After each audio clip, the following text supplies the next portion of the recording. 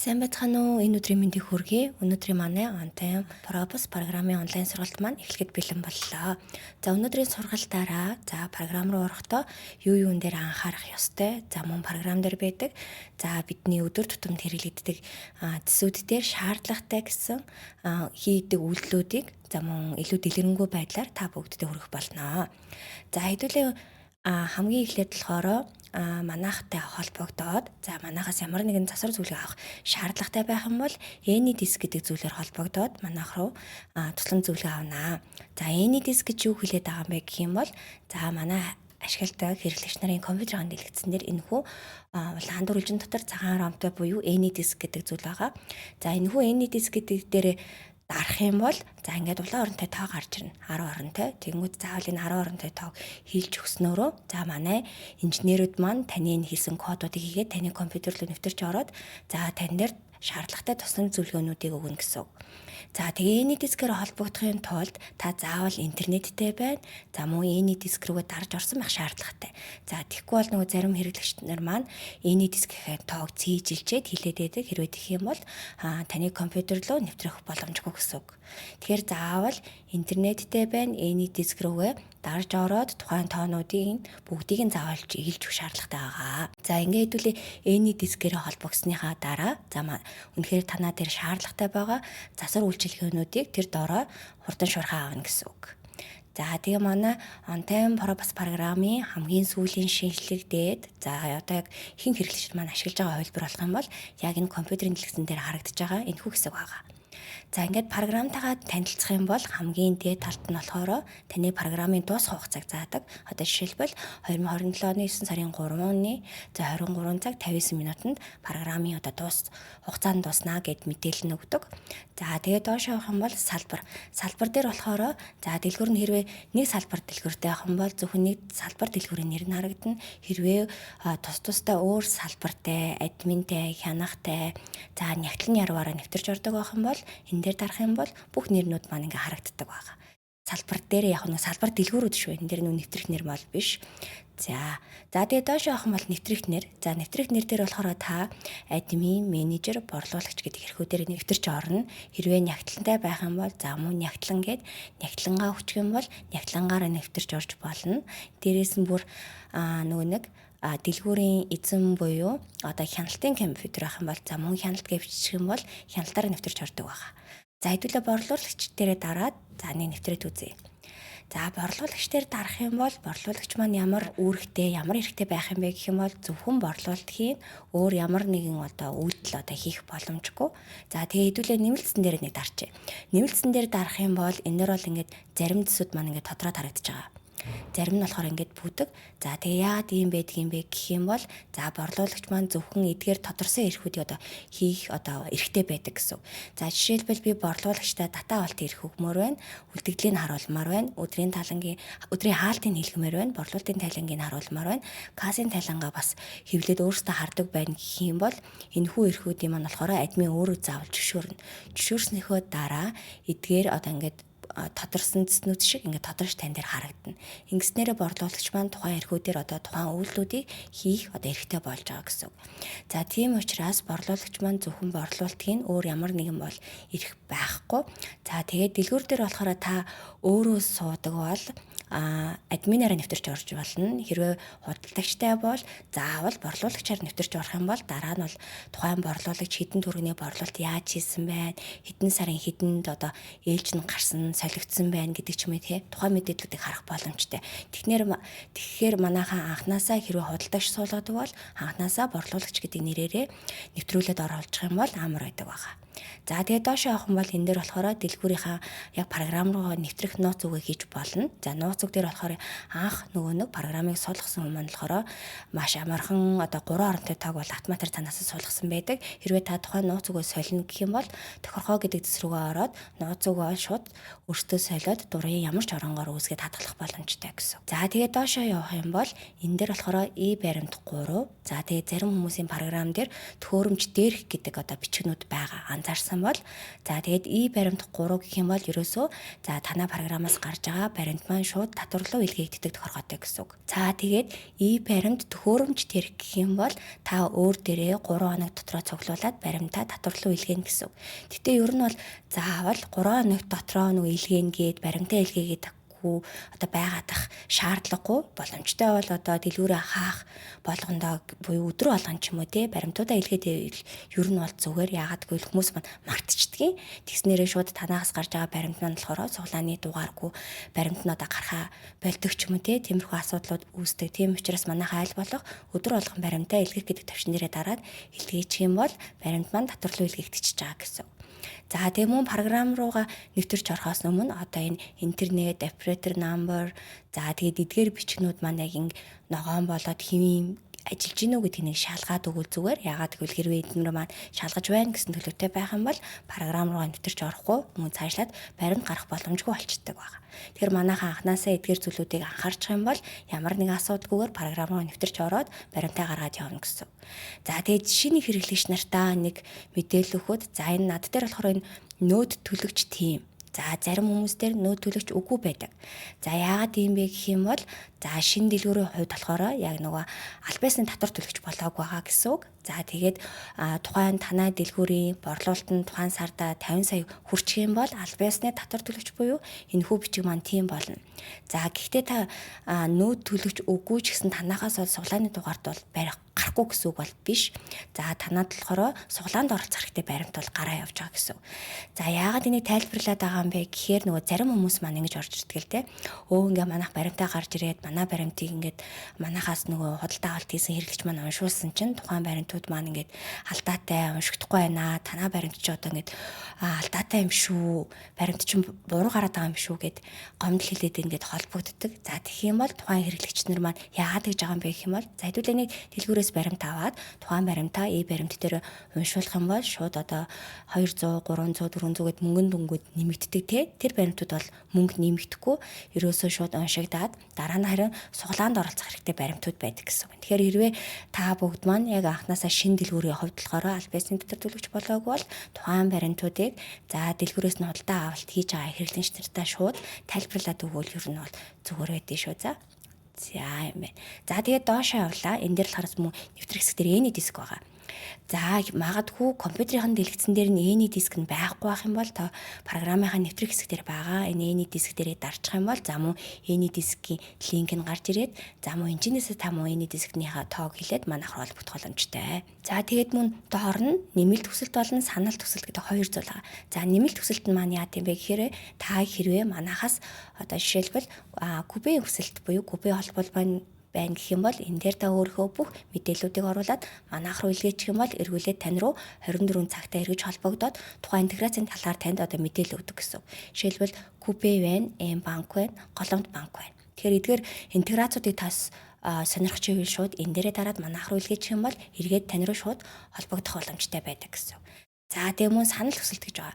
За санал хүсэлт дээр болохоор та ерөөсөө ингэ заавал манайх руу холбогдоод уцаар санал хүсэлтээ бол илгээх одоо шаардлагагүй. Одоо жишээлбэл тадархал ээж болно, гомдол ээж болно, эсвэл програмтай холбоотой нэмэлт санал хүсэлтүүд байж болно. Тэгэх юм бол та энэ дээрээ бичээд илгээхэд дарчих юм бол за мөн манай дээр хүрээд ирдэг гэсэн. Тэнгүүд таны тухайн санал хүсэлтүүдийг шүүгээд үнэхээр шинжилгээний талаар мэдээлүүд байх юм бол шаардлагатай гэж үзээд манай менежментийн баг маань хуралдаад тухайн санал хүсэлтийг програм дээрээ шинэ хөгжүүлэлт толгойд мөн оруулах боломжтой байдаг гэсэн үг байна. За одоо ингээд хэдүүлээ програм руу нэвтэрч орё. За програм руу нэвтэрч орохоос өмнө хэдүүлээ админаар орно. За ингээд нууц үг дээр өөрсдөө нууц үгэй. За ингээд програмын маань үндсэн хэсэг буюу борлуулалтын цонх маань шууд харагдана. За тэгээд програм дээр хамгийн чухал зүйл болохоор бараа бүртгэл байдаг. За яагаад бараа бүртгэл гэдэг зүйлийг яриад байна вэ гэх юм бол та анханасаа бараагаа зөв зэгцтэй зөв бүртгэснээр таны нийт дэлгүүрийн барааны үлдэгдэл, тайлан тооцоо, тоолго хийхэд ямар нэгэн асуудал гарахгүй. Тийм учраас анханасаа хэдүүлээ бараа бүртгэлээ маш зөв зэгцтэй хийх нь хамгийн чухал зүйл байгаа. За тэгээд админаар нэвтэрч орсноор хажуу талд нь бүх цэснүүд харагдаж байгаа. Жишээлбэл борлуулалт, бараа бүртгэл, дата авалт, тоолго, тайлан гэдээ ерөөсө бүх цэсүүд харагдаж байгаа гэсэн. За тэгээд хамгийн чухал зэс болох бараа бүртгэл рүү хэдүүл оръё. За энэ дээр болохоор бараа бүртгэлийн мэдээллүүд харагдаж байгаа. Танай дэлгүүрт одоо хичнээн нэр төрлийн бараа байна. Тэдгээр бүх бараануудын одоо чагсаалт буюу бүх мэдээлүүд нь танд харагдана гэсэн үг. За тэгээд шинээр бараа бүртгэхдээ яах вэ гэхээр баруун талын хэсэгт байгаа энэ бараа бүртгэл цонхон дээрээ бараагаа бүртгэнэ. За бараагаа шинээр бүртгэж байгаа учраас заавал шин гэдэг цонхон дээрээ дарна. За тэгж яагаад барааныхаа мэдээллийг оруулаад хадгална. За баркодн дээр тухайн барааныхаа баркодыг оруулна. Хэрвээ та баркод уншигч байхгүй байх юм бол кейбордоос шууд бичээд оруулах боломжтой. За баркодны хувьд за тухайн бараа болгон маань баркодтай байж болно. Эсвэл зарим маань баркодгүй байж болно. Тэгэх юм бол та баркодгүй бараанууд дээр код зохиож болно гэсэн үг. За жишээлбэл 1 2 3 4 гэдэг одоо хэдэн оронтойч байж болно. За гэхдээ яагаад энэ дээр бас нөгөө орон чухал байдаг. Яагаад гэвэл тухайн баркодгүй бараа буюу зарим килограммын бараан дээр тухайн барааныхаа баркодыг гаргаж ирээд одоо килограммын одоо хэмжээд одоо наачвал амар байдаг шүү дээ тий борлуулалт хийхэд. За тэгэнгүүт тухайн баркод зохиож байгаа тохиолдолд тухайн бараан дээр юм баркод хэвлээд буюу шошго хэвлээд наана гэх юм бол тухайн бараанууд маань заавал 6 оронгоос дээшээ байна. Хэрвээ би тухайн бараан дээр баркод наахгүй шошго заавал наах шаардлагагүй гэх юм бол хэдэн ч оронтой байж болно. Эсвэл 1 эсвэл 23 ч гэдэг юм уу те хичнээн ч оронтой ямар ч тоонууд байж болно гэсэн үг. Гол нь тухайн баркод зохиохдоо тусгай тэмдэг тоо үсэг орохгүй байх шаардлагатай. За яагаад тэгээд байгаа юм бэ гэх юм бол за яг хоо эхний 1-2 удаа тухайн одоо нөгөө тусгай тэмдэгч үг үсэг оронгууд нөгөө таниад уншаад иж магадгүй баркод уншаач. Гэхдээ тухайн борлуулалт маань ихсээд таны дата мэдээлүүд ихсэх тусам тухайн баркодуудыг танихаа байдаг. Тэгэхээр таны бараануудын чи мэдээл зүрн магадгүй өөр бараан дээр тухайн баркод маань уншигдаад зарагдах ч юм уу тиймэрхүү эрсдэл байдаг учраас хэдүүлээ анханасаа баркод зохиохдоо заавал тоо үсэг оруулахгүй. За дан тоогоор оруулаад байвал зүгээр гэдэг. Тусгай тэмдэгтд нэр ерөөсөө огт оруулахгүй гэсэн. За ингээд дээр нь хэдүүлээ баркод оруулаа. Доор нь тухайн барааныхаа нэрийг оруулна. За нэрийг оруулахын тулд бол монголоор ч байж болно, кириллээр ч байж болно, латинаар ч байж болно. За доошоо болохоор авах хүн болон зарах хүн байгаа. За авах хүн болон зарах хүнийг заавал оруулнаа. За яагаад заавал оруулна гэдэг байгаа юм бэ гэх юм бол програм дээр тайланц дотор ашигын тайлан гэж байгаа. Тэгэнгүүт та тухайн сарда хэдэн төгрөгийн ашигтай ажилласан бэ гэдгээ ашигын тайлангаас харж болно. За жишээлбэл ингэдэг. Зарим хүмүүс маань би ингээ авах хүнээ худалдагчтай харуулмааргүй байна. Эсвэл манай авах хүн хийдэг үуч гэдэг юм уу те. Тэгдэг. Тэгэхгүй хэдүүл ингээ 6700 оруулж л да. Тэгэнгүүт энэ маань дараа нь ашигын тайлан худлаа гардаг. Яагаад гэвэл таны энэ 6700 тухайн барааны 100% ашиг гэж тооцогддог. Тэгэхээр ерөөсөө таны ашигын тайлан худлаа гарна. Тэгэхээр хэдүүлээ боломжтой бол айл болох тухайн барааны авах хүн болон зарах хүний хоёулангийн заавал хий. Тэгжиж тухайн барааны маань ашигын тайлан 100 гарна. За тэгээд доошоо явах юм бол бүлэг. За бүлгэн дээр болохоор шинээр бүлэг үсгэж байгаа тохиолдолд та шууд нэмэгтэрээ дараад бүлэг үсгэнэ. Бүлэг үсгэхдээ энэ дээр шууд тухайн барааныхаа нэрийг оруулаад өгчих болно. За хувцас ч юм уу те. Хувцас эсвэл ахуйн бараа ч юм уу те. Ерөөсөө ямар ч байдлаар бүлгнийхээ нэрийг өгөөд хадгалж болно. За тэгээд харьяалагдах бүлэг гэдэг зүйл бас айгүй чухал. Яагаад гэвэл харьяалагдах бүлэг одоо жишээлбэл бараа гэдэг бүлгийг сонгоч. Эсвэл хэвийн бараа гэдэг бүлгийг сонгочих юм бол энэ бүлэг дотор харьяалагдаад явчихна. Тэгэхээр манайхаа аль болох том бүлэг буюу бүлгээ сонгож аваад энэ бүлэг дотроо бүлгээ үсгээд явах ёстой шүү. За тэгээд хэрвээ тухайн тань дээр бүртгэлтэй бүлэг байх юм бол хажуудлын цэнгэр суман дээрээ дараад тухайн бүлгээ сонгочих юм бол энэ бүлэг рүү шууд таны бүртгэж байгаа бараа маань орно гэсэн. За дараагийн хэсэг маань болохоор хэмжих нэгж.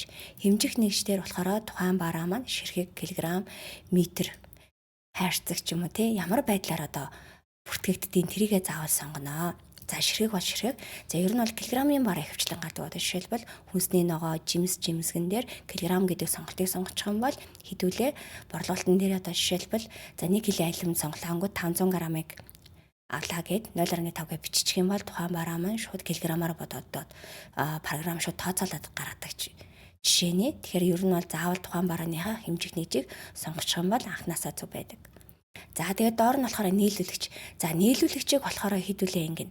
За хэрвээ нийлүүлэгч шинээр бүртгэх бол нэмэгдээрээ дарж байгаа бүртгэгч нь тухайн байгууллагатай компани буюу татвар төлөгчийн регистрийг оруулаа. Байгууллага бол байгууллага чиглээд, иргэн бол иргэнээр чиглэнэ.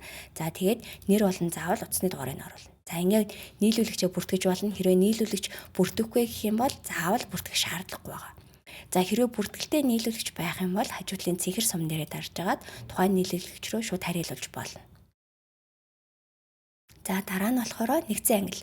За нэгдсэн англи дээр болохоор энэ маань болохоор олон улсын стандарт англи байдаг. Хараахан Монгол улсад орж ирээгүй. Гэхдээ тухайн ангилуудаас заавал нэгийг сонгож тухайн бараа маань хадгалагддаг. Тэгэхээр хамгийн дээдлийн сонголт буюу Улаанбуудын үр ч юм уу нэг нэгдсэн английн сонгоод шууд хадгалалтаа явчих болно. За дараагийн хэсэг болохоор нөөд тооцно гэдэг. Энэ дээр болохоор харах юм бол нөөд тооцсон, чөлөөлнө, тэг өв тооцно гэдэг 3 сонголт байгаа. За тэгэнгүүт манай хүнсний дэлгүүр эрхэлдэг бүх харилцагч нар маань болохоор бүх бараан дээрээ заавал нөөд тооцно. Яагаад гэх юм бол хэдүүлээ тухайн бараа бүтгээгдэхүүнийг дамжуулан борлуулж байгаа учраас заавал бүх бараан дээрээ нөөд тооцно. Тийм учраас нөөд тооцно гэдгээ сонгоод явна гэсэн үг. За магадгүй та нөөдөөс чөлөөлнө. За эсвэл нөөдөөс тэг чөлөөлнө гэж бичих юм бол тухайн бараан дээр алдаатай баримт гараад магадгүй тань руу татвараас холбогдоод ингээд танахаас алдаатай баримт гарсан байна гэж шууд торох гээд идэг. Тэгэхээр бүх бараан дээр заавал нөөд тооцно гэдгээ сонгож явна. Магадгүй ингэдгийн захаас би бараа авсан. Тэр бараан дээр би нөөд тооцмааргүй байна. Тэгэхээр би яах юм бэ? Бас асуугаад идэг. Тэгэх юм бол тухайн бараан дээрээ хэдэн дөрөвний нөөтөө та асуулж чинь тухайн өмнөдөө та нэмээд борлуулад явах боломжтой гэсэн үг байхгүй. Тэгэхээр заавал бараа бүртгэл дээр бол бүх бараа маань заавал нөөд бол тооцно гэдгээр явна. За нөөдөөс чөлөөлнө гэж бас зарим бараа байгаа. За энийг яг ямар барааг тэгээд ам бэ гэж юм бол жишээлбэл нөөцийн мах байгаа. Яг Монгол улсын цаанаас кодтай ирдэг. Тухайн кодыг оруулангууд шууд тухайн кодн дээр нь бүртгэдэг. Жишээлбэл 319 дээр мах бүтээгдэхүүн буюу нөөцийн мах гэж байдаг ч юм уу тий. Тэнгүүд цаанаасаа нөөдийг автоматар тэгв тооцдог ийм бараанууд байдаг. За эдгээр барааны хувьд болохоор баримт гаргахтаа та заавал ганцаараа бичнэ, бусад бараануудтай баримтыг гаргахгүйгээр зөвхөн дангаар нь борлуулалт хийдэг гэсэн. За нөөд тооцохын хувьд бол ийм байгаа. За тэгээд доошоо явах юм бол энэ хат. За энэ хат гэдэг нь болохоор нийслэл хотын албан татвар буюу ариг тамхин дээр боддог татвар байгаа. За тэгэхээр ер нь бол бүх бараан дээр бол бодогдохгүй ч гэсэн Улаанбаатар хотод үйл ажиллагаа эрхэлдэг бүх 8 нэрийн дэлгүүрүүд маань заавал сонгоно. За магадгүй ахад энэ хата чиглэгээ мартчихлаа. Энэ хаттай барааныхаа татварыг төлөөг байх юм бол хаал тань руу татвар холбогдоод тухайн бараан дээр буюу тань дээр тань дээр энэ хаттай бараа борлуулагддаг юм байна. Тэгтээ та хадаалтай баримт буюу энэ хата төлөөгүй байна, тооцоолоогүй байна ч гэх юм бол бас ахаал шууд тань дээр торгол тавьчих гэдэг. Тэгэхээр хэдүүлээ анханасаа заавал хэрвээ энэ хаттай бараа байх юм бол энэ хат гэдэг чек нь байна уу гэдгээ бас шалгаад явчих юм бол зүгээр аа. За бүх мэдээллүүдээ оруулсныхаа дараа хадгалах гэдэг товчон дээрээ дарчих юм бол тухайн барааны мэдээлэл маань хадгалагдана гэсэн. Харин ахаад шинээр бараа бүртгэхээр бол заавал шинэ гэдэг цонхон дээрээ дарж агаад ахаад бүх бараануудынхаа мэдээллүүдийг оруулаад хадгалаад явна. Тэгэхгүй шинэ гэдэг дээрээ дарахгүй тухайн бараан дээрээ нэмээд яваадах юм бол нэг барааныхаа үнийг л засаад ч юм уу солилцсон тим кейсүүд гардаг. Тийм учраас хэдүүлээ шинээр бараа бүртгэхдээ заавал шинэ гэдэг төвчлөр дээрээ дараад тухайн бараануудаа бүртгэнэ гэсэн үг. За тэгээд нэмэлтээр бас зарим зүйлүүдийг хэдүүлээ ярилцээд өгчээ. За энэ дээр бол нэг бараа сонгож авнаа. За энэ барбарис гэдэг барааг сонгоод авчээ. За тэгэнгүүт энэ доор буюу шинэ болон хадгалах гэдэг энэ доор юм жижигэн дөрвөлжин сум байгаа. Энэ дээрээ дараа. Тэнгүүд тухайн барааны мэдээлэл маань том болоод томордог. За тэгээд энэ дээрээс харах юм бол хэдүүлэн дээр ингэж болно. За энэ бараа маань эхний хэрвээ танд эхний үлдэгдэл гэдэг зүйл мэдэгдэж байгаа юм бол эхний үлдэгдлийнхаа тоог тавьж болно. За гэхдээ эхний үлдэгдлийг болохоор нэг л удаа тавина. Ахиж бол өөрчлөх боломжгүй. Яагаад гэвэл байн өөрчлөлт ах юм бол таны үлдэгдэл маань ахаал зурна гэсэн. Тэгэхээр ер нь бол эхний үлдэгдэл дээр хэдүүлээ нэг өөрчлөлт болно хийгээд ах ер нь шаардлагагүй. За тэгээд тухайн бараан дээр бөөний үн болон бөөний тоо оруулж болно. За жишээлбэл энэ бараа над дээр 1 кг-ийн 2600 байх юм бол энийг би 5-ыг авчих юм бол 2300-аар борлуулчихъя гэд шууд энэ дээрээ бөөний үн өгөөд хадгалж болно. Ингэчих юм бол энийг мөн бөөний үнээр та давхар борлуулаад явах боломжтой гэсэн. Одоо энэ дэр бөөний тоон 5 тэгэнгүүт 2300-аар зарагдана. Хэрвээ 5-ыг авчих юм бол гэдэг мэдээлэл харагдана. За тэгээд бас энэ дээр зарим бараанууд дээр баркод нэгтгэн гэдэг бас зүйл айгүй чухал байдаг. За энэ маань болохоор ямар бараанууд дээр хөвчлэн харагддаг юм бэ гэх юм бол за би та бүгдээр харуулъя. За ер нь бол NCC Coca-Cola буюу ундаанууд дээр нэг тайлбарлаад өгье. За жишээлбэл одоо лазтай кола маань дотор ахаад өчнө олон төрөл байдаг. Жишээлбэл Pineapple, Sprite, Zero гэд төрлүүд нэмэгддэг. За тэнгууд тухайн бараа болгоныг тус-тусд нь бүрдэх юм уу? Яаж бүрдэх вэ гэж бас асуудаг. За тэгэх юм бол та энэ бараануудаа шууд баркод нэмэгтэрээ дараад шууд баркодуудыг нэмээд энэ бараан дээрээ хадгалаа явна гэсэн үг. Тэгэнгүүт өөр төрүүлч гэсэн бүгдээрээ яг энэ үнээрээ зарагдана гэсэн үг. Баркодыг нэмэхээр. За тэгэнгүүт ийм нэгтгэлтэй бараан дээр та баркод нэгтгэн эсвэл нэгтгэхгүй гэдэг чекийг хийж болно. За хэрвээ нэгтгэн гэдэг чекийг хийхгүй байх юм бол жишээлбэл энэ маань болохоор нөгөө юун дээр харагддаг юм. Үлдэгдэл дээр буюу тоолгон дээр харагдана. Яа тэгэхээр энэ та колоо зөвхөн колоогоор нь тоолох юм уу эсвэл спрайтаар нь тоолуулах юм уу гэд. Энэ дээр үлдэгдэл нь тус-тустай харагдана. Хэрвээ баркод нэгтгэн гэх юм бол энэ толгой баркод буюу колон дээрээ ерөөсөө таны orange, Sprite, Zero буюу бүх төрлүүд нь нэмэгдээд бүгдээрээ нэг тоогоор тоологдно гэсэн үг. Тэгэхээр яг дэлгүүр дээр ямар шаардлага байгаа нь те тус-тусд нь та тоолох юм уу? Эсвэл бүгднийг нийлүүлээд нэг тоолох юм уу гэдгээ бодож жагаад тухайн баркод нэгтгэн нэгдэхгүй гэдгийг чек хийгээд мөн явах боломжтой. За өөр бараа бүртгэлээс бол нэг хэцүү байдаг ч юм уу те ойлгохгүй юмнууд аль юу нь ал гайгүй. За тэгээд бас ихэвчлэн хийгддэг зарим зүйлсүүдийг бас хэлээд үгүй. За энэ дээр болохоор за магадгүй хэдүүлээ бараа устгах шаардлага гардаг. За тэгэх юм бол урталт нь байгаа дөрвөлж ингээд чеклээд устгана. За гэхдээ энэхүү бараа маань таны зөвхөн бараа бүртгэл дээр устцсан юм шиг харагдаад байгаа мөртлөө борлуулалтын дээр харагдаад байдаг. Тэгэхээр энийг яаж 100% устгах вэ гэх юм бол та нэмэлт рүү ороод хогийн сан дээр дарна. За тэгэх юм бол таны сая устгасан бараанууд маань шууд хогийн сан дотор байждаг. Эргээд та энийгээ шууд бүгдийг надад хэрэггүй штэ би нэг устгалаа гэх юм бол уртал дээр нь чеклээд устгах чинь. Хэрвээ магадгүй андуураад за хэрэгтэй бараагаа устгацсан байх юм бол урталт нь чеклээд сэргийхгээ дарчих юм бол шууд таны бараа бүртгэл рүү тухайн барааны мэдээлэл маань сэргийдэд орчиж байгаа гэсэн. За юм байна. За энэ бол бараа устгах бол маш чухал. Хүмүүс бол маш их асуудаг. Яагаад гэх юм бол нэр нь өөрчлөгдсөн. За тэрийгэ засгасан яах вэ? Би устгацсан мөртлөө ингээ манад байгаа юм шиг байна гэдэг. Тэгэх юм бол та заавал нэмэлт рүү ороод хогийн самнасаа давхар устгаж байж тухайн барааны маань мэдээлэл нь одоо 100% устгагдана гэсэн үг. За юм байгаа. За мөн бараа шилжүүлэх гэдэг хэлсэн байгаа. За жишээлбэл хэдүүлээ эдэн бараа чеклчи. За шилжүүлэх дээр дарчих юм бол энэ бараанууд архины бараа байсан чинь миний ахуйн бараа буюу эсвэл чихэр жимс ч юм уу өөр бараа руу тухайн бараа мань холилдсон байх юм бол шууд тухайн барааныхаа бараануудаа ингэ чеклж агаад за тэгээ шууд шилжүүлэх бүлгээ сонгоод шууд шилжүүлээд оруулах боломжтой. За тэгэхээр тухайн барааг нэгээр нь биш шууд бүгднийг надад шилжүүлэх боломжтой болсноороо маш нөгөө цаг хугацаа хэмнээд ер нь бол айгүй хялбар болсон байгаа програмын хувьд. За тэгээд доор нь харах юм бол за нийт энэ хаттай бараа буюу надад бол арх тамхи зардаг нэгчт бараа байхгүй байна. За бүртгэлтэй бараа нь болохоор 16043. За тэгээд нэгтгсэн бараа бол байхгүй байна. Нийт үйлчилгээнээр нэг бүх барааныхаа мэдээллүүдийг бас харах боломжтой. За бараа бүртгэлээсээ бас бараа аж болно хэдүүлээ. Тэгэх юм бол тухайн барааныхаа баркодыг уншиж болно. Эсвэл нэрээр нь бас хайгаад тухайн бараануудаа хайгаад гаргаад ирэх боломжтой. За бараа бүртгэл дээр болохоор тухайн эндснүүдийг үйлдэлүүдийг мэдсэн байхад бол бусд нь олж ерөөхдөө гайгүй. За одоо ингээд хэдүүлээ дараагийн дэс рүү орноо. Дараагийн дэс болохоор борлуулалт. За ингээд бараануудаа бүртгэгчлээ. За одоо тэгэнгүүт за шууд хэрэглэгчтэй баримт гаргаж өгөхийн тулд борлуулалт гэдэг дэс рүү орноо. За бараагаа болохоор хэдүүлээ баркодоор найж болно, үнээр найж болно, нэрээр найж болно. За нэг бараа гаргаад ирээ. За ингээд 96 хувцастай тэмдэгтэр. За хэрвээ та тухайн хүнтэй шууд нүдтэй баримт өгнө гэх юм бол за одоо шууд F12 дээрээ дараад F12 буюу эргэн дөх баримтаа шууд хэвлээд гаргаад өгчнө. За тийхгүйгээр тухайн баримтаа та байгууллага дээр авна гэх юм бол ахаад F12 дээр дараад байгууллага дээрээ дарна. За байгууллага дээр болохоор тухайн байгууллагын регистрийг хийнэ. За регистрийн хийнгүүд тухайн байгууллагын нэр нь заавал гарч ирнэ. За тэгээд баримт гаргах дээр дарах юм бол шууд байгууллага дээр баримт нь гарна.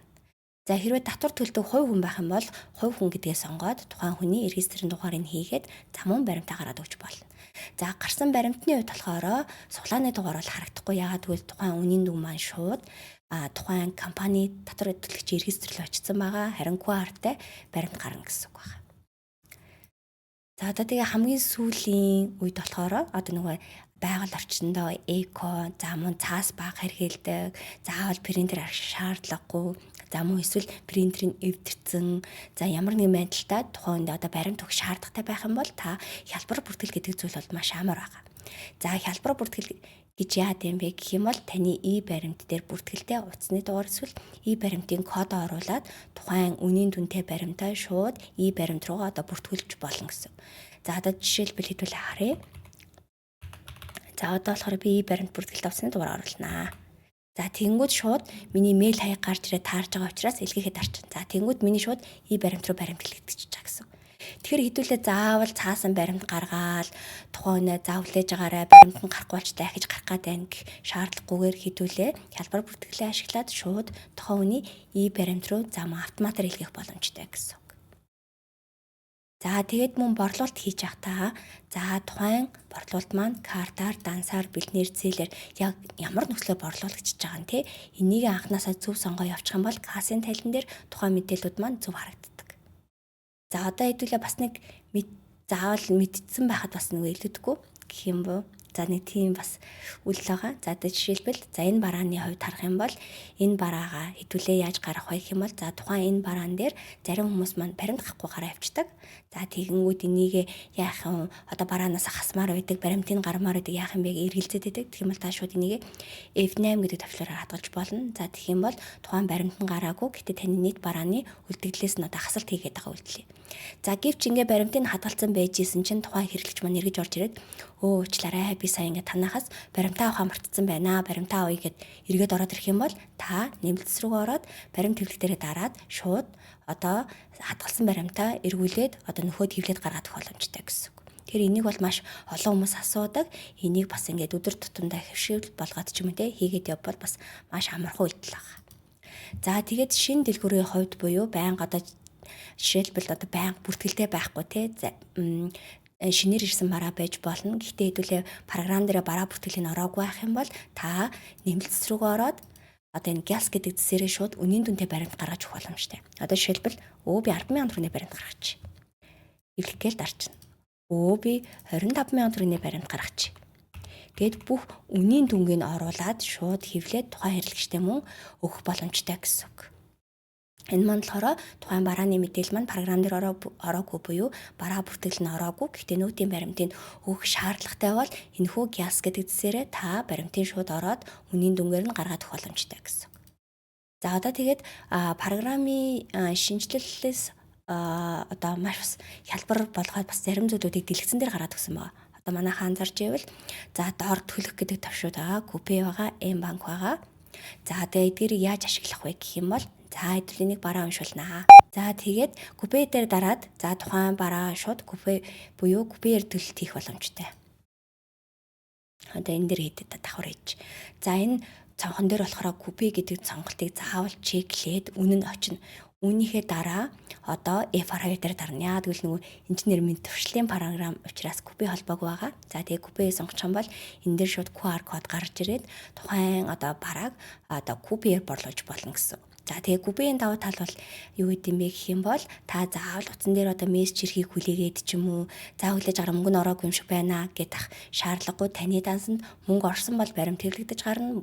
За мөнгө ороогүй байх юм бол баримт нь гарахгүй гэсэн. Тэгэхээр ер нь бол купеийн холбооч байхад бол ер нь бол зүгээр.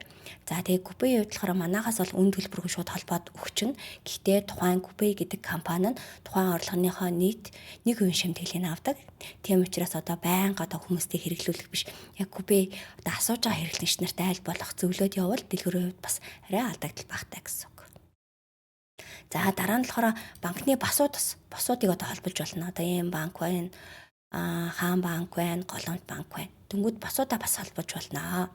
За одоо жишээлбэл энэ маань юугаараа давуу талтай юм бэ гэдэг юм бол за та тухайн банкныхаа босыг сонголоо F12 дээр дарчин. За тэнгүүд тухайн босон дээр одоо 1200 гэдэг үнийн дүн харагдана. Тэнгүүд та заавал босон дээр 1200 за карта өгч орон уншуулаад тий. За баримт нэглэхдээ за одоо програмаасаа баримтыг гаргаад өгье гэх шаардлагагүйгээр за тухайн үнийн дүн 1200 гэд босон дээр өөр харагдлаа, картыг уншууллаа, мөнгө нь уншигдлаа, програмаас шууд автоматар баримт нь хэвлэгдээд гарчна гэсэн үг.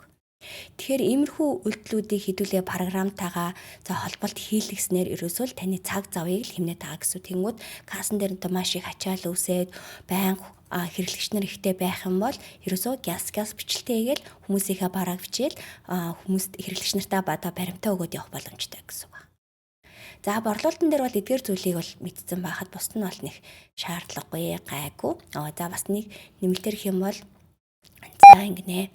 За би энэ бараануудыг авлаа гэсэн чи уучлаарай би нэг бараа ахаад авах шаардлагатай байна гэх юм бол та энийг түр хадгалчих болно. За түр хадгалсныхаа дараа ахаад өөр хүнийхээ бараа бичээд тухайн борлуулалтаа гаргачихна. За гаргасныхаа дараа эргээд та түр хадгалсан баримт буюу энэ дээр F2 дээрээ дарж орно.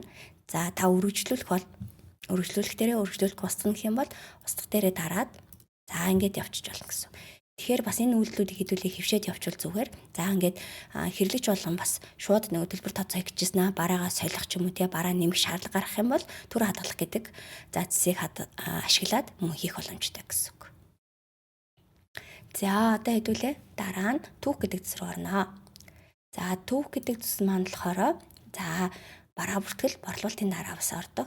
Бас нэгэн чухал зүйлсүүдийн нэг яагаад гэвэл хүмүүс маань дараа нь ингэж асуудгийг өнөөдрийн миний борлуулалт хэдэн төгрөг байсан болоо би өнөөдөр юу зарчваа хаанаас би тухайн борлуулалтын бүх мэдээг харах вэ гэж асуудаг. Тэгэх юм бол та түүх гэдэг зэс рүүгээ ороод борлуулалтын төвдөө дарах юм бол таны тухайн өдрийн нийт одоо борлуулалтын одоо үнийн дүнгууд харагддаг гэсэн үг. Одоо жишээлбэл 2 сарын 27-наас 27-ны хооронд би өнөөдөр 29454-ний бараа зарсан байна гэх. За тэгэх юм бол энэ дээр та зөвхөн өнөөдрөх биш би өчигдөр өнөөдөр 2 хэдэн төгрөгийн бараа зарсан бэ гэд. Эсвэл миний 2 сарын борлуулалт хэдэн төгрөг юм бэ гэх юм бол энэ дээр 2 сарын 1-ээс 2 сарын 27 хүртэл болгоод фильтр дээрээ дарчих юм бол нийт таны борлуулалтын дүнгууд харагддаг гэсэн үг. Эргээд энэ таны борлуулалтын түүх танд хэрэгтэй гэх юм бол та энийг Excel дээр дараад зам өөр дээр хадгалаад авах боломжтой. За ингээд хэдүүлээ борлуулалтын түүхээсээ тухайн дэлгүүрийнхаа нийт одоо борлуулалтын одоо мөнгө хараад явж болно гэж үсэг. За мөн баримт буцаах мөн шаардлага гардаг. За тэгээ баримтаа яаж буцаах вэ гэх юм бол тухайн түүх рүүгээ ороод харах юм бол хойдлтны мулаа гэсэн үг. За улагс дээр дарлаа. За тэгэнгүүт тухайн патаныг буцаах уу гэдэг мэдээлэл танаас асууна. Тэгвэл тийм бичих юм бол энэ баримт маань буцаагдчихж байгаа гэсэн. Эргүүлээ та энийгээ буцаасан баримт дээрээ дарлаа. Таны устгасан буцаасан баримтын мэдээллүүд энд харагдаж байгаа гэсэн. За ингээд явж болно. За тэгэхээр борлуулалтын түүхэнд ороод ерөөсөө л дэлгүүрт өдөртөө ч юм уу сардаа хичин төгрөгийн бараа яаж борлуулах гээд байгаа юм бэ гэдэг мэдээллийг та түүх гэдэг зэсний борлуулалтын түүхээс мөн хараад явах боломжтой гэсэн үг. За дараагийн орох зэс маань болохоор татаа авалт. Татаа авалт гэж яг юу хэлээд байгаа юм бэ гэхээр ерөөсөө л танд бараа бүртгэл дээр бүртгэгдсэн за тухайн барааны орлого буюу тухайн барааны тоо ширхэг нь нэмэгдэж ирж байгаа үйлдэлийг л татаа авалт гэдэг зэрэг байгаа. За тэгээ мөн татаа авалтан дээр хэдүүлээ юуг хамгийн анхаарах вэ гэх юм бол за тухайн бараагаа татаа авалтаар авахын тулд за баркодоор нь уншуулж болно. Эсвэл мөн нэрээр нь гаргаж ирж болно. За энэ бараан дээр болохоор за энэ бараа маань надад одоо өнөөдрийн байдлаар 10 ширхэг нэмэгдэж ирлээ гэх юм бол энэ дээр тоогоо тавина. За тэгээд шууд F12 дээр дараад хадгална. За энэ дээр болохоор энэ нараа надад татаа авалт өртөг үнэ чиг. За бараа бүртгэл дээр тухайн барааныхаа өртөг үнэ болон зарах үнийг хоёулангийн заавал бичсэн байна гэсэн тийм. Энэ дээр болохоор өртөг үнэ та хийгээгүй учраас татаа авалт хийгдэхгүй. Тийм учраас би өртөг үнэ хийгээд хадгаллаа. Одоо энийгээ татаа авалтаар хадгална. Хадгалахын тулд F12 дээр дарлаа, F8-аар хадгална.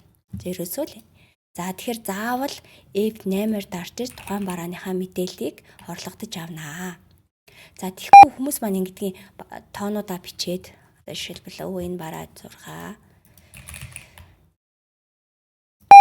За энэ бараа маань 5 гэдэг ч юм уу те тоонуудаа бичээд За F12 дээр дарахгүйгээр одоо шууд жишээлбэл одоо түр хадгалдаг ч юм уу тий.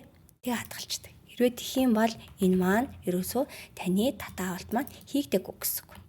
За тэгээ энээс болж хэдүүлээ орлогодож авсан бүх мэдээлүүд маань зөрөөд авчна. За энийг яаж мэдээд байгаа юм бэ гэх юм бол эргүүлээд хэдүүлээ түүх гэдэг зэс рүү оръё. За түүх гэдэг дотор татаа авалтын түүх гэж байгаа. За татаа авалтан дээр дарлаа. За ингээ харах юм бол дээдл маань харлаад доотлол маань улаацсан. Тэнгүүд улаацсан маань болохоор татаа авалт маань хийгдэггүй гэсэн үг. Эргүүлээд энийг та яаж хийх вэ гэх юм бол ерөөсөө энэ падан руугаа эргэж шилжээд F12 дээр дараад F8 хадгалснаар таны татаа авалт маань хийгдчихэж байгаа гэсэн. За одоо эргээд орох юм бол харалцсан татаа авалт маань зүгээр хийгдсэн гэсэн үг. За тэгэхээр хэдүүлээ татаа авалтан дээр заавал F12-оор ороод F8-аар хадгалж иж тухайн татаа авалт маань шууд танд орлогодож орж ирнэ гэсэн үг.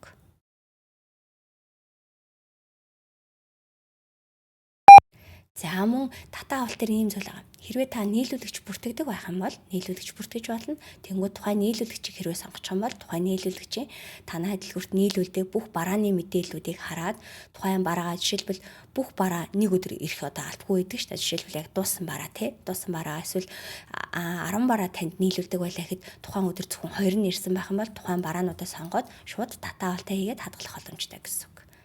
За тэгээд энэ дээр харж ивэл ингээ он сар байхгүй байгаа. За тохиргоор ороод татаа авалт гэдэг зэс рүү орно.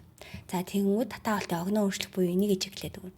За ингэснээрээ энэ маань юунд хэрэгтэй юм бэ гэх юм бол за би татаа авалтаа магадгүй өнөөдөр падаа нэрсэн чинь өнөөдөр шивээгүй байж болно шүү дээ. Ажил ихтэй болоод тухайн падаанаа шивээгүй байх юм бол саяны татаа авалтуудаа эргээд та өдрөөр нь одоо нөхөд оруулах боломжтой гэсэн үг байхгүй юу? Тэгэхээр та заавал татаа авалтаад татаа авалтын огноо өөрчлөнгээд энэ зэсээ хадгалаад оруулснаар шууд татаа авалтынхаа огноонуудыг засаад тухайн өдөр ирсэн баримтуудын шууд бүртгэж явах боломжтой гэсэн үг.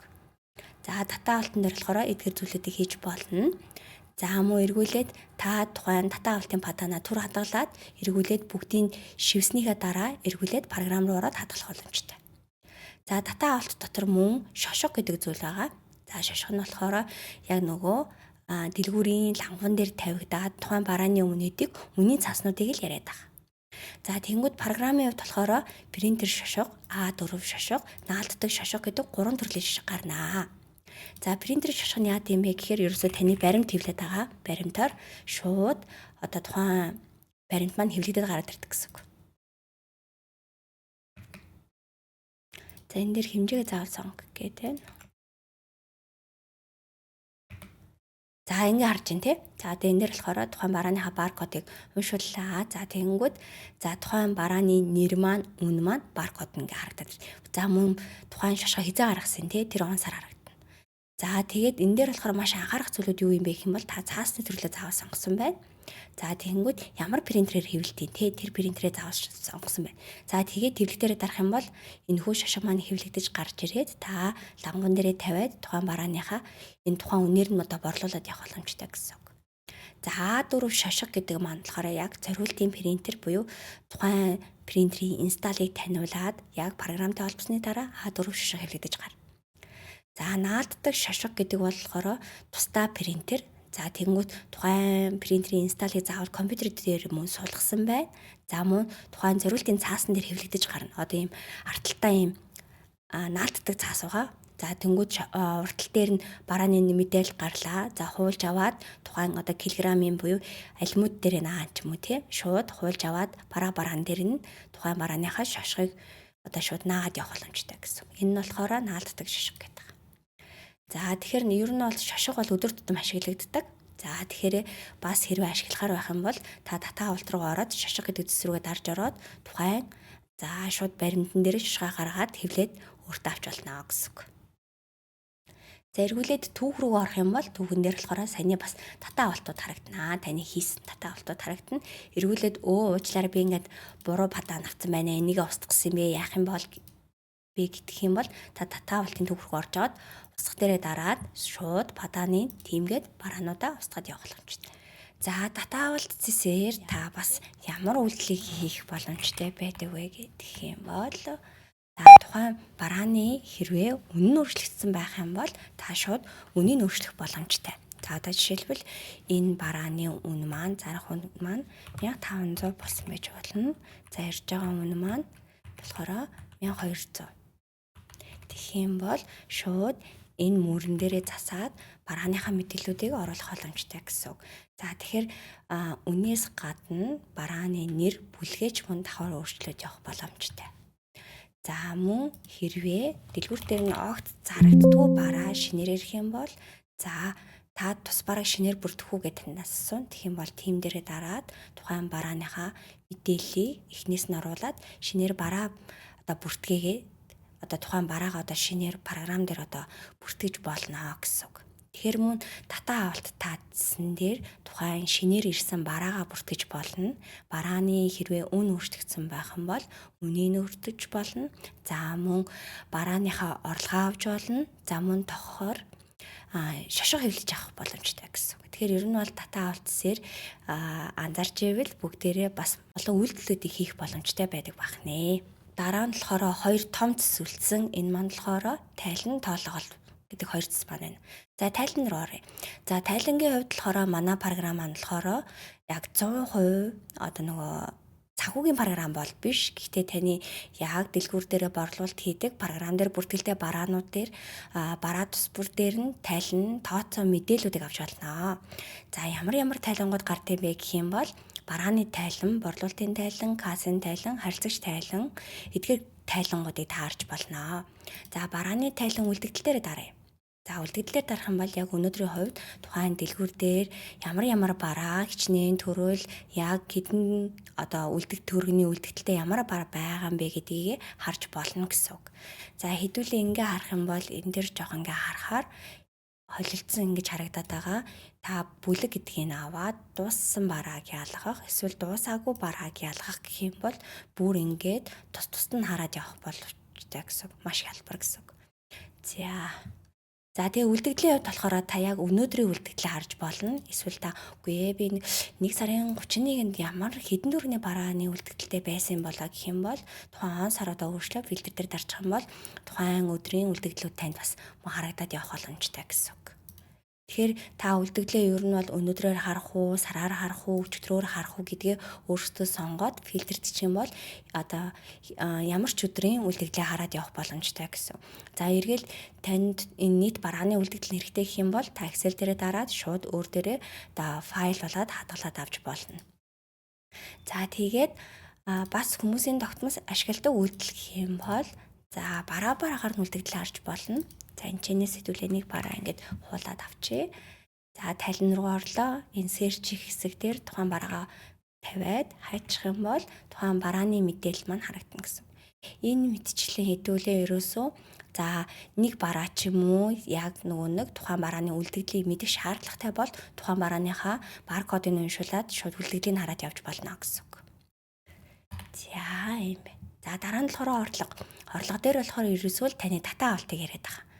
За тэгэхээр та хэдэн сарын хэдэн төгрөгийн бараа яаж дата авалтаар буюу орлогодож авсан бэ нэ гэдгээ та бас мөн тайландсны орлого гэдгийг зэс рүү ороод харах боломжтой. Одоо болохоор өнөөдөр би сая 2 сарын 27-нд дата авалт хийсэн. Тэнгүүд миний дата авалтын мэдээлэлүүд харагдчихэв.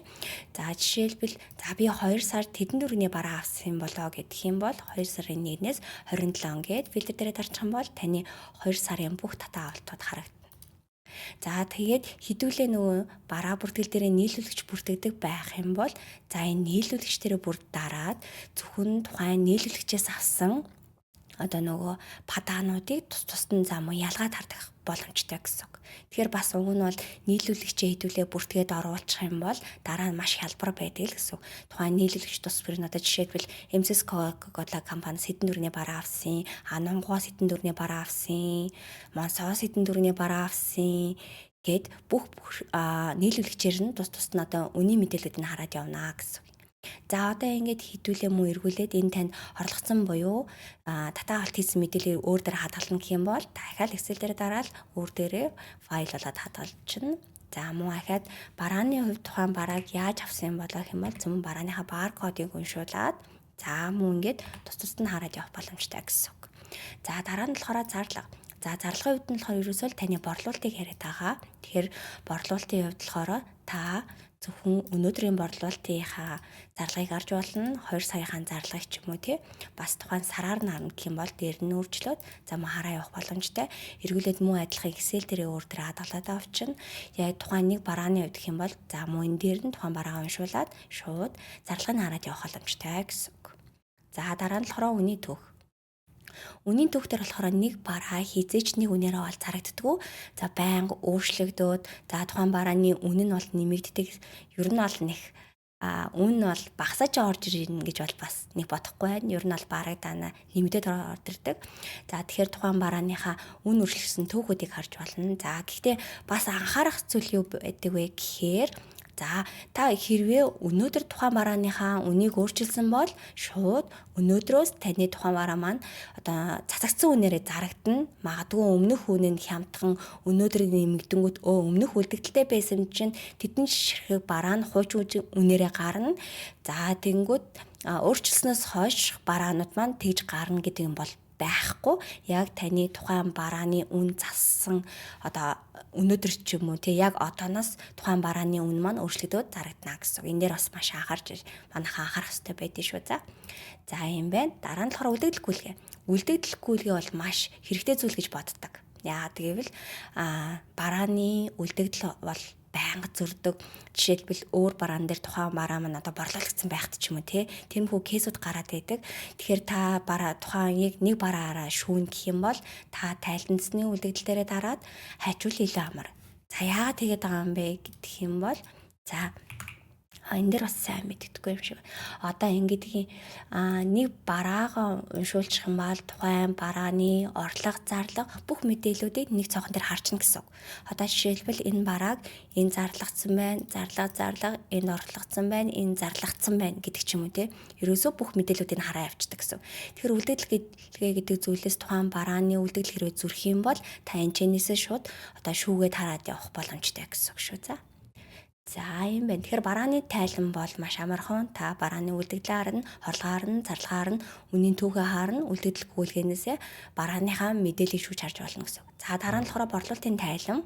Энэ дотор болохоор дэлгэрэнгүй. Ерөөсө борлуулалтын тайлан дээр бол маш амархан. За энэ ерөөсө юуг яриад байгаа юм бэ гэх юм бол тухайн бараа хэдэн сарын хэдэн минут барааны нэр нь, код нь, тоо ширхэг нэгж нь хідэн төгрөгөөр борлуулагдсан хат хідэн төгрөгийн татвар төлсөн бэлнээр юм уу зээлэр юм уу картаар юм уу ямар байдлаар гарсан ингээд бүх мэдээллүүдийг л нэгтгээд бүгднийг харах боломжтой байдаг гэсэн. Хэрвээ хэрэглэгчдэр та зээлэр өгсөн бол тухайн нэг хэрэглэгчийг сонгочход тухайн хэрэглэгчийн танихаас судалдаа хийсэн борлуулалтын тайлангийн илүү дэлгэрэнгүй харна гэсэн үг байна. За дараа нь болохоор ашиг дээр болохоор хэдүүлээ зарах нь болон авах үний хийснээр тухайн ашигын тайлан маань зүг гарчиж байгаа. За ингээ харангууд энэ барааны нийт ашигын тайлан гараад ирнэ. За тэнгууд нийт энэ байна, өртөг үнэ байна. Таны ашиг нь нэг би авах үнэ хийгээгүй борлуулалт гаргасан учраас ерөөсөө шууд ашиг маань ингээ харагдаад байгаа. Тэгээд тайлан дээр бас нэг цохол зүйлийг хэлэх марцсан маш байна. Үлдэгдэл дээр хэдүүлээ дараад харах юм бол хүмүүс энийг айгүй хүсэж байдаг. За нийт барааныхаа тоо хэмжээг харахаас гадна би хэдэн төгрөгийн бараатай байгаа юм бэ? Тэрийг яаж хаанаас харах вэ гэдэгдэг. Тэгэх юм бол та тайлбарсныхаа үлдэгдлээр дараад нийт барааны тоо болон өртөг нь зарах үнэ харж болно. Жишээлбэл над дээр өртөг нь маань 8000, зарах үнэ тэдэн төгрөг буюу энэ хоёрын хоорондох маань миний ашиг. Энэ мэтчил нийт барааны үлдэгдлээсээ нийт барааныхаа үнийн дүнгийн мөн хараад явах боломжтой байдаг. За тэгэхээр борлуулалтын тайлан дээр ерөөсөө дэлгэрэнгүй тайлан ашиг мөн хараад явах боломжтой. За кассийн тайлан дээр болохоор бас борлуулалтын дээрээ би та бүгдээсэн тухайн барааг кассаар борлуулах явцдаа бэлнээр үү, зээлэр үү, картаар үү, банкны босоор үү гэж сонгоё авчих юм бол кассийн тайлан борлуулалт дээр ингээд задраад өөрөөсөө харагддаг. За тэгэнгүүт энийгээ та хэвлээд өөр дөр хадгалаад явах боломжтой гэсэн. За мөн хэрвээ харилцагч бүртгээд тухайн харилцагч дээр зээл олгодог бол за мөн зээл гэдэг цонх руу ороод зээлийг харж болно гэсэн. За тэгэхээр цайлан эзний хувьд бол ерөөсөө ингэж болоо өөр нэг одоо заавал мэдэх шаардлагатай зүйлүүд бол гайгүй. За одоо болохоор хэдүүлээ тоолгоор орно. За тоолгон дээр болохоор за хэд хэдэн зүйлийг бол маш сайн анхаарах хэрэгтэй. За тэгээд эхлээд тоолго гэдэг нь хууц руу орно. Хэрвээ та тоолго хийх гэж байгаа бол тоолго хийх гэдэг товчлуур дээрээ баруун доод болон. За тэгэнгүүт програм танаас тоолго хийх бүлгээ зөв сонгосон уу гэдгийг асууж байгаа. За яагаад ингэж асууж байгаа вэ гэдэг мал учиртай. Яагаад гэх юм бол ийм байгаа. Хэрвээ та бараага бүлгээр буюу одоо жишээлбэл бараа гэдэг бүлгээ, хэвийн бараа гэдэг одоо бүлгээ эсвэл бүх бараагаа ч юм уу тий яаж тоолж болно. За хэрвээ та бүлэг гэдэг дээр дараад тоолгоо эхлүүлсэн бол тухайн бүлэгт байгаа бүх бараануудаа заавал бүгдийг тоолно. Хэрвээ та бараагаа тоолоод хэвийн бараа буюу энэ одоо үлдсэн өөр бүлэгт бараагаа одоо тоолоогүй хадгалчих юм бол тухайн бараанууд маань тэгээр орно. За эсвэл тухайн бараа буюу бүлгээр нь сонгоод тоолгоо эхлүүлчлээ. За тэнгууд энэчнээс бүх 10-12 мянган бараануудаа тоолж ирсэн сүүлийн 300-ийн тоолохгүй үлдээчих юм бол үлдсэн бараа маань ахаа тэгээр орно. Тэгэхээр хэдүүлээд бүх бараа тоолох гэж байгаа эсвэл бүлгээр нь тоолох гэж байгаа юу гэдгийг маш сайн бодож жоод энэхүү тоолгоо заавал эхлүүлнэ гэсэн. За тэгэхээр би бол бүлгээ сонглоо. За тэгээд тоолох гэдгээ дарлаа. За тим дээрээ дарна. За тэгэнгүүт програм дээр болохоор одоогийн байдлаар мобайл тоолго, Excel, тоолгоц буюу 3 тоолго маань гуруулаа ажиллаж байгаа. За мобайл тоолго яадаг юм бэ гэхээр за та өөрийнхөө гар утсан дээр on time тоолго гэдэг аппликейшнийг суулгана. За тэгээд суулгангууд танаас шууд одоо QR кодоо уншуулаарай гэдэг. Тэнгүүд шууд энэ програм дээр ихлүүлсэн QR кодоо уншуулад одоо энийг уншуулад шууд утастайгаа холбоод тоолно гэсэн. За тэгэнгүүт утсан дээр болохоор хитэн ч утаснаас нэвтэрч болно гэсэн үг. Одоо жишээлбэл 2 3 4 ч юм дэ хідүүлээ одоо тоолох гэдэг нь тэр бүх хүмүүс маань утсан дээрээ суулгаад харин нэвтрэх нэртэй өөрийнхөө нэрийг өгөөд за тэгээ тоолгоо эхлүүлнэ гэсэн. За манай мобайл тоолгын хувьд болохоор маш даваа талтай байгаа. За яагаад гэх юм бол маш хурдан шуурхаад олно, таны цагийг хэмнэн. За тэгэнгүүт одоо ерөөсөө шууд утсаараа шууд уншуулад явчихна гэдэг нь ерөөсөө л таны 2 өдөр хийдэг байсан толгойг 1 өдөр л хийнэ гэсэн. Ерөөсөө маш цаг хугацааны хувьд бол маш хялбар басан, ашиглахад хялбар, ойлгомжгүй зүйл бол байхгүй. За тэгэхээр яг энэ дээр нэг анхаарах зүйл байдаг. За жишээлбэл энэ refresh гэдэг тавчаа дараад тухайн тоолгоо илгээсэн хүмүүсийн тоолго маань ирж гин үү гэдгийг шалгана. За тэгэнгүүт тухайн холбогдож байгаа утсан маань яг дататай байна уу, холбогдсон байна уу, өмнөх тоолгоо илгээсэн байна уу гэдэг зүйлийг тоолох явцдаа шалгаад яваарай. Тэгэхгүй ингээд 1000 ингээд тоолоод тэнгууд үлдэгдлээ одоо нөгөө тухайн тоосон дүнгээ илгээгээгүй ч юм уу тэгээ гарцсан байх юм бол тэр тоолго маань эргээд одоо хүчингүй болох жишээ нэ. Тэгэхээр бол гар утасны тоолгоны хувьд болохоор тоолж байгаа утасныхаа шүлжээ нь хэвэн байна уу, үлдэгдэл нь програм дээрээ орж ирж гин үү гэдгийг нь бол хянаа явуул айгүй чухал зүйл байгаа. За тэгээд мобайл тоолго маань болохоор нодлон одоо засварт ороод яг оны өмнөхөн бас одоо хэрэглэгч нар маань очиад ашиглаад эхэлж байгаа. Маш хүмүүс маань айгүй ам сайтай байгаа, тоолох дуртай байгаа. Тэгэхээр ер нь бол хэрэглэгч нартай зөвлөхөд бүгдээрээ нэг мобайл тоолгоор бас нэг тоолоод үзээрэй гэдэг нэг санал болгомоор байна. За тэгээ мобайл тоолгоноос гадна Excel байгаа. За Excel гаргах гэдэг дээр болохоор за тоолгын Excel-ийг ингэж гаргаад өөр дээрээ хадгалаад авчна. За тэгэнгүүт одоо тоолгон дээр болохоор энэ тоосон гэдэг маань ингээд саралтаад үлдэнэ. За тэгэнгүүт хитүүлээ гаргаж авсан Excel рүү очноо. За тоолгын Excel. За тоолгын Excel-ийг гараад ирсэн. За тоолгын Excel дээр болохоор тухайн барааны баркод, за нэр, за тоолох юм багна гэсэн 3 багантай л байдаг. Өөр мэдээлэл бол оруулах боломжгүй. За тэгэнгүүт энэ үлдэгдэл дээр болохоор тухайн барааныхаа тоонуудыг оруулж ирнэ гэсэн үг. За яаж оруулж ирэх юм бол Ctrl F дээр дарлаа. Энэ дээр тухайн барааныхаа шууд баркодыг уншуулад хайчна гэсэн үг. За одоо жишээлбэл хэдүүлээ гаргаад ирье.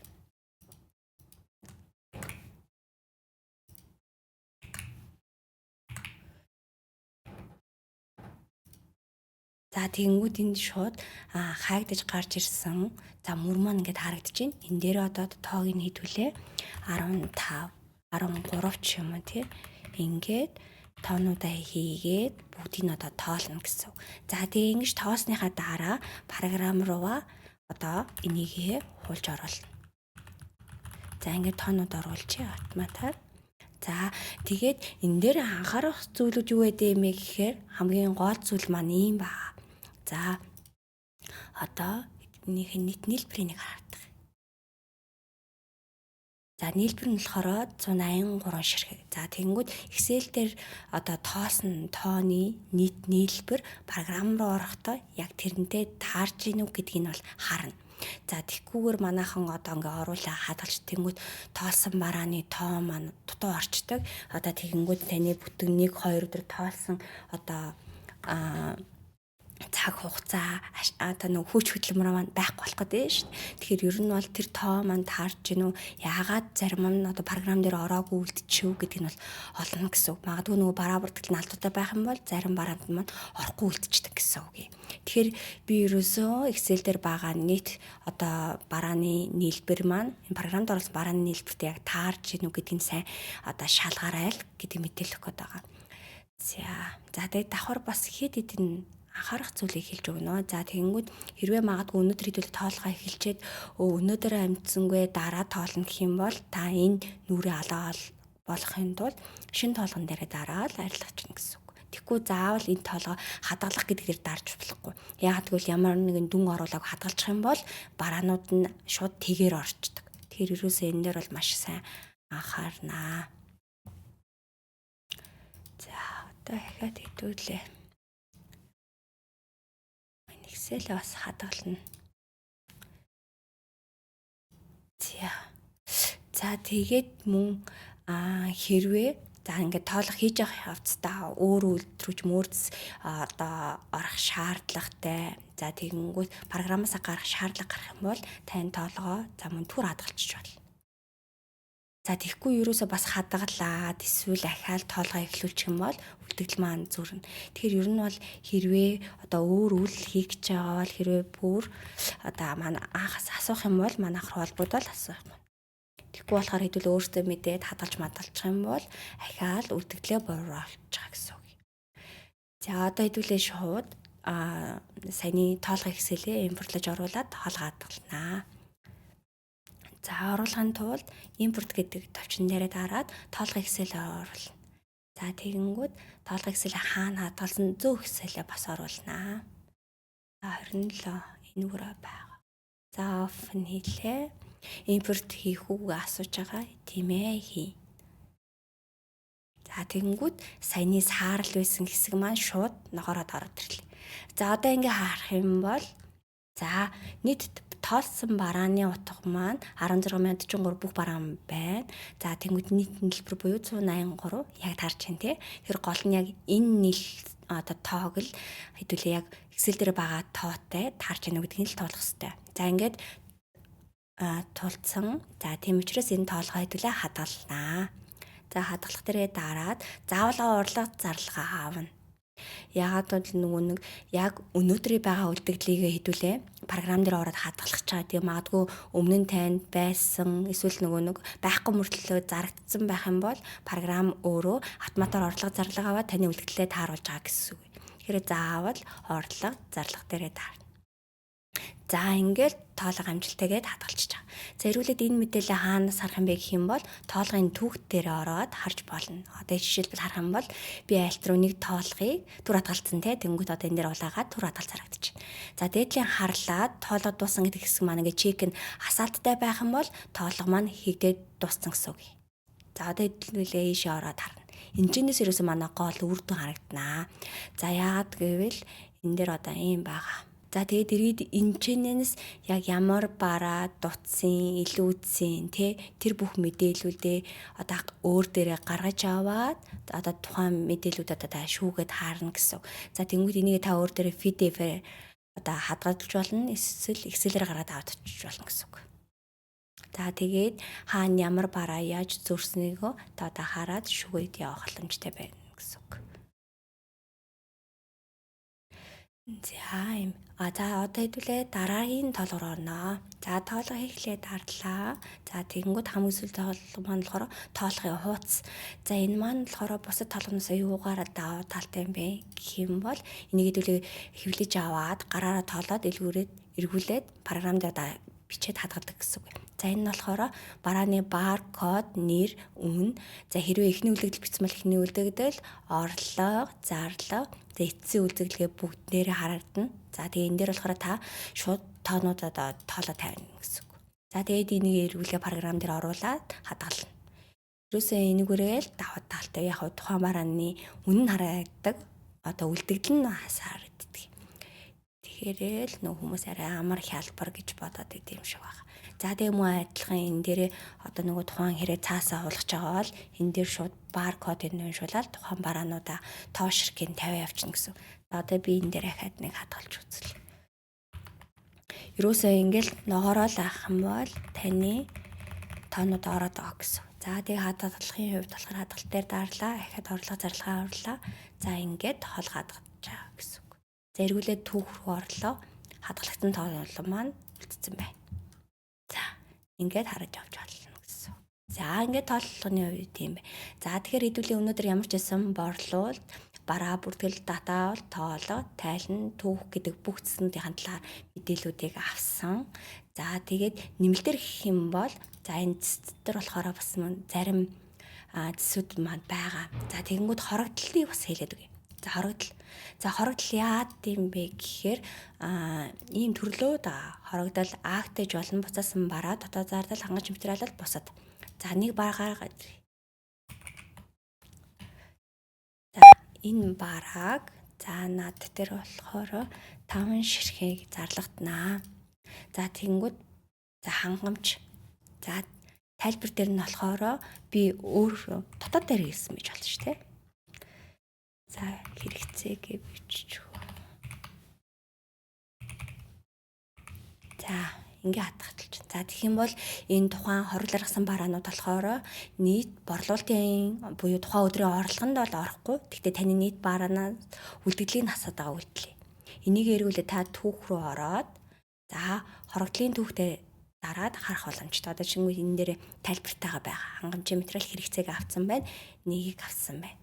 За дээр энийг устгах гэх юм бол X дээр дараад устгах. За тэгээ дахиад буцаасан баримтаа авчих. За тэгэхээр ер нь бол хорогдлыг одоо та өөрийнхөө тухайн өдрийн борлуулалтанд оруулахгүй гэхдээ тухайн бараагаа зарлагдаж гарах шаардлагатай байх юм бол ашигладаг гэсэн үг. За тэгээ мөн бусад програмаасаа манайх юугаараа даваа талтай идэм бэ? Манайх бас яагаад хүмүүс манай програм сонгоод идэм бэ гэхээр харилцагч болон нийлүүлэгч бүртгэдэг. За харилцагчийн хувьд хэдүүлээд байдаг. За ингээ харилцагчийн хувьд болохоор ерөөсөө номин ийм арт шиг та ерөөсөө loyalty буюу тухайн хэрэглэгчдийг шууд одоо өөр дээрээ хадгалаад хөнгөлөлт үзүүлэх боломжтой гэсэн үг. За тэгээ харилцагч шинээр бүртгэхийн тулд за 10 доод буланд байгаа F1 дээр дараад харилцагчаа бүртгэнэ. За хэрвээ хүн байх юм бол чеклээд за компани ах бол шууд бүртгэж явж болно. За хувь хүн дээр хэдүүлээ тест хийгээд үзье. За нөгөө регистрийн дугаар дээр ингэдэг зарим хүмүүс маань уурлаад би хэлэхгүй гэдэг. Тэгэхээр энэ бол заавал үнэн байх шаардлагагүй. Ямар ч байсан нэг регистрийн дугаар бол хий. За тэгээд нэр бол заавал бай. Дараа. За тэгээ мөн утасны дугаараас заавал бай. За утасны дугаар дээр нь эрис тэгтэг. За мөн хэрвээ зээл өгөх шаардлагатай байх юм бол зээлийн дэд хэмжээ өгч болно. Жишээлбэл 300,000 төгрөгийн хязгаартай гэж болно. За ингээд оруулчлаа. За картнээс нь хугацаалахаараа өнөөдөр оруулчихъя. За тэгээд дуус хугацаа 3 сар, 6 сар жилээр ямар ч хийж болно. Картны дугаар дээр нь болохоор хэрвээ дэлгүүрийн карттай байх юм бол шууд картаа уншуулад хадгалж болно. Энэ дээр нь болохоор шууд эхлээд 1% өгч. Ер нь бол дэлгүүрийн хувьд 1% өгчүүл зүгээр л байдаг. За энэ дээр болохоор энэ дээр картны дугаар нь ороогүй. За тэгээд нууц дугаар дээр нь болохоор юм уу утасны сүүлийн 4 орон байвал бас зүгээр байдаг. За ингээд хадгалж. За ингээд бүртгэгдсэн бай. За одоо ингээд тухайн саяны бүртгэсэн харилцагчдээ борлуулалт хийж үзнэ. За мөнгөн дүнгийн хоримтлож үзнэ, хасаж үзнэ, зээлж үзнэ, тухайн харилцагч мөн зээл төлөвлөж үзнэ. За одоо ингээд хэд хэдэн бараа уншуулчих.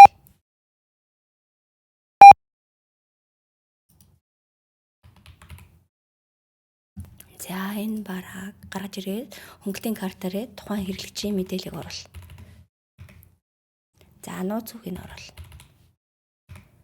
За тэгэнгүүт нийт үнийн дүн гарч иржээ. За тэгээ бодогдох дүн гарч ирлээ. Хуримтлуулах уу, зарцуулах уу? Хуримтлуулнаа. За ингээ баримтыг гаргач. За одоо хэдүүлээ зарцуулнаа.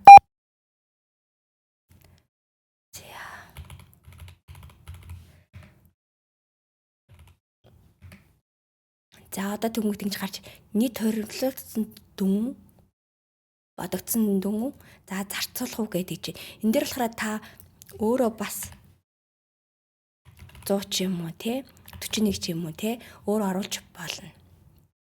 Энд дээр болохоор би бүгдийг нь оруулчих л та. За зарцуулах. За тэнгууд зарцуулж байгангууд 964 болоо гараад ирчих. За ингээд зарцуулсан. За одоо зээл өгнө. Өндөр дүнгээр өгнө.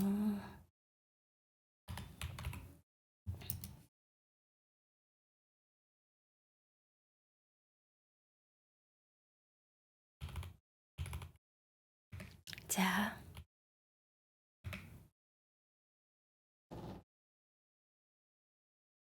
энэ тухайн хэрэглэгчээ сонгоно, хадгаллаа. За ингээд зээлийн хадгалсан. За одоо тухайн хэрэглэгч рүү эргээ ороо. Харилцагч руу орлоо. Үзэн дээр нь дарлаа. Тухайн хэрэглэгчийн мэдээлэл гараад ирнэ.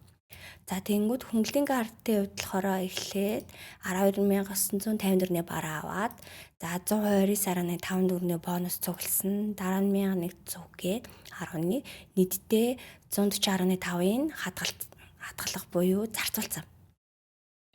За тооцоор орно. Энэ хоёр нь болохоор ингээ бэлнээр байгаа. Энд болохоор зээлээр авцсан. Одоо тэнгууд надад зээлийн үлдэгдэл маань энэ. За тэнгууд зээлийн төлөвлөнө одоо. Зээлийн төлөвлөгийн хувьд болохоор эхлээд энэ хүн маань 40,000 төгрөг төлж болно шүү дээ, тий? Бүгдийн боломжгүй бол таалаа. Эсвэл бүгдийг нь төлж болно. За энэ мэтчлэн ингээд ерөөсөө та харилцагч бүртгээ тухайн харилцагч дээрээ одоо бонус цуглуулаад зээл өгөөд явах боломжтой. За энэ болохоор ямар дэлгэрүүд маань хвчлэн ашигладаг вэ гэх юм бол нөгөө байрны дунд таталбар байдаг. Яг л ойрхон тэнгууд яг өөр дээрээ тухайн хүмүүсийг татаад байнгын хэрэглэгч нартай болохын тулд та ингээд лоялти үйлчилгээ буюу харилцагч бүртгээ зээл олгоод бонусыг хоримтлуулад явах юм бол бас нэг даваа тоолно. За одоо болохоор нийлүүлэгч. За нийлүүлэгч бүртгэхийн хувьд болохоор даваа тал нь юм байгаа. За одоо хэдүүл энийг компани бүртгэж. За ингээд нэр нь гараад ирнэ. За энэ дээрээ нөгөө бараануудыг нь оруулж өгч болтгий. За гээд энэ бараг оруулнаа. Ингээд ерөөсө тухайн нийлүүлэгч ямар бараа одоо танад нийлүүлтийн тэр бүх мэдээлэлүүд нь оруулаад иж болно гэсэн үг. За ингээд оруулж. За ингээд хадгаллаа. Ингээд нийлүүлэгчийн мэдээлэл маань ороод ирнэ. Энэ нь болохоор татаа олдсон дэр маш амар. За одоо тэглээ. Нийлүүлэгч сонголоо. Нийлүүлэгч сонгоно. Тэнгүүд энэ бараа маань бүгдээр ирсэн байж болж шүү дээ. За тэнгүүд шууд хатматар гараад ирнэ. За тэнгүүд эсвэл энэ бараа нь ирсэн байж болно шүү гэдэг ч юм уу тий. Ингээ сонгох юм бол маш амар байдаг. Тэгэхээр хэдүүлээ бас нийлүүлэгч сонгочих юм бол татаа авалт хийхэд маш их халдвар одоо түргэн шуурхай хийдэг ч юм уу тий. Дараа нийлүүлэгчээс тухайн нийлүүлэгчээс авсан нийт барааны мэдээлэл за мөн хэрвээ зээл авдаг бол зээлээ мөн хадгалаа авчиж болно гэсэн үг. За тэгэхээр за харилцагч нийлүүлэгч хоёрын талаар ерөөхдөө тайлбарлаад өгсөн. За одоо ингэж ер нь алга болцсон шаардлагатай юм. Дэлгүүд ер нь бол тохиргооныг харуулж. Тохиргоон дээр болохоор үндсэн мэдээлэл дээр нь болохоор яг тухайн хэрэглэгчийн мэдээлүүд нь харагддаг юм. Одоо жишээлбэл дэлгүүрийн нэр, татвар төлөвшийн регистр, дуус хугацаа, програмын хувилбар гэд. За ер нь манахаас ингэдэг. За програм нь ямар хувилбар дээр байгаа юм бол та хараад өгөх боломж юм. Тэгэх юм бол та тохиргоо гэдэг зэрэг хараад үндсэн мэдээлэлээр хараад програмын хувилбар гэх юм бол програмын хувилбар харагдаж байгаа. За хэрэглэгчийн эрх гэж байгаа. Энэ дээр болохоор та нөгөө борлуулагч болон менежертэй одоо эрх хөгж болно. Одоо жишээлбэл борлуулагч би татаа авалтын өрөөр нийлгэн, өдрийн аалтын хийлгэн гэх юм бол эднэрийн жигэлж хэм бол тухайн борлуулагч маань ийм одоо үйлдэл хийх эрхтэй болно гэсэн үг. За эрх үүсгтэр болохоор энэ дээр та борлуулагч нэмж болно. Одоо би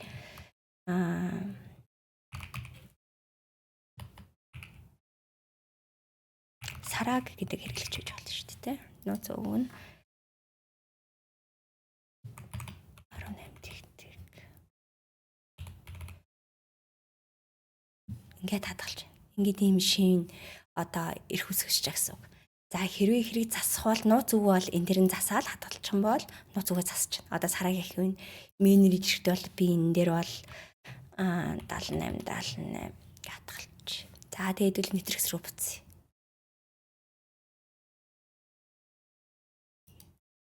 За энэ дээр дарлаа Сараа гарч ижээ менежер. За ингээд нууц өвгөө соёлоод орох боломжтой. За өөр тохиромж дээр төхөөрөмж борлуулалт. За ингээд ер нь бол бусд нь бол бас нэг шаардлагагүй. За ямар ч гэсэн ингээд програм тоолболтой заавал медиа өстой үйлдэлүүдийн талаар бол та бүхэнд ингээд тайлбарлаад дууслаа. Ямар ч гэсэн өнөөдрийн сургалтын дээр програмын талаар өгөх, за мэдээл болон заавал нөгөө өдөр тутмын хийгддэг үйлдэлтийн талаар бас айлбарлах, дэлгэрэнгүй байдлаар тайлбарлах гэж оролдлоо. Ямар ч гэсэн өнөөдөр ингээд анхаарлаа хандуулад сургалтандаа идэвхтэй суусан нийт харилцагч нартаа баярлалаа. За ингээд дараа 7 хоногийн 4 өдөр ахаад онлайн сургалтаараа уулзцгаая. Баярлалаа. Баяртай.